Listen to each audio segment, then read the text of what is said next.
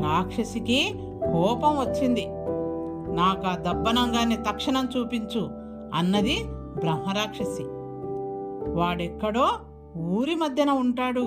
నిన్ను వాడు చూశాడంటే నిన్ను నన్ను కూడా చంపేస్తాడు. అందుచేత నా గోతాంలో నిన్ను మూటగట్టి దబ్బనంగాడుండే చోటికి తీసుకెళ్తాను. నువ్వు మాత్రం గోతం సందులో నుంచి చూస్తూ ఉండు, కానీ కిక్కురు మనకు అన్నాడు నాంచారయ్య.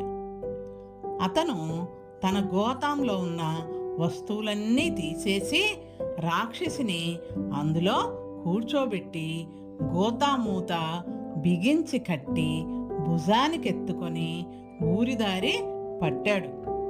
అతను రాజవీధిన సుంకాల చావిడి దాటి ఏమీ ఎరగనట్టు ముందుకు పోతుంటే